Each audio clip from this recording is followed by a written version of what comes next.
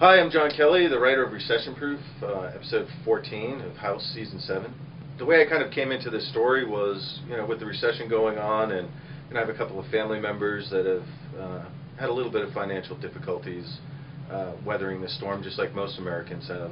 And I kind of wanted to do a story of somebody that was caught up in the real estate market and then found themselves basically left with nothing, which has happened to, unfortunately, a lot of people. And also, it was kind of about degrees of lying. It's a man that's lying to his wife because he's trying to protect her. He's lost his job, but he doesn't want her to worry, and he's hoping that when the economy recovers, she'll never know about it. We also have degrees of lying of masters. Is total honesty the way to go each and every time, or are there degrees of the truth that you can tell people? The thing I enjoyed about Master's arc in this episode is that she's been on the team now for a while, so she's now gained real-world experience besides just the book knowledge she had from medical school.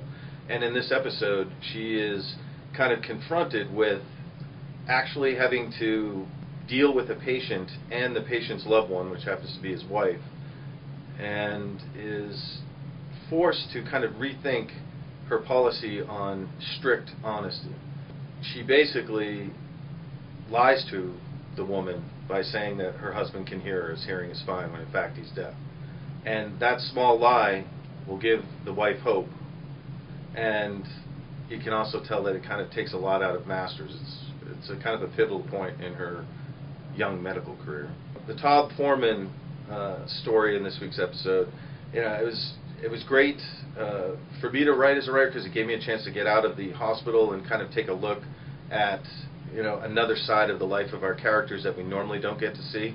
And I think that Omar Epps and Peter are just so great together. Their chemistry, they really are kind of like Bert and Ernie when you see them together. And I just think I love writing stories where the two of them are interacting and getting on each other's nerves, annoying each other, and then actually seeing the deep friendship that is underneath that.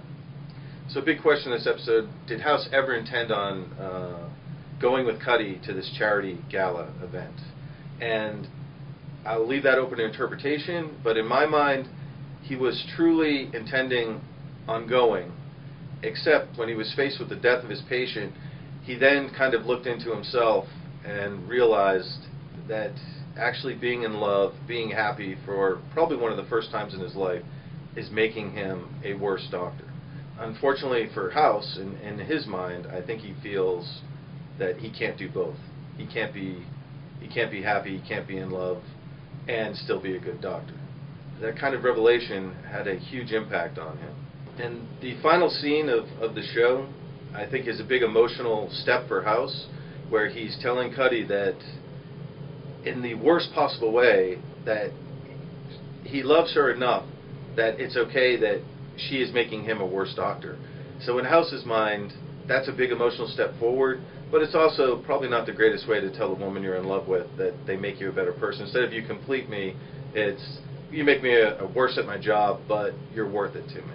What's going to happen out of that is, I would say, all your questions will probably be answered next week in pivotal episode 15.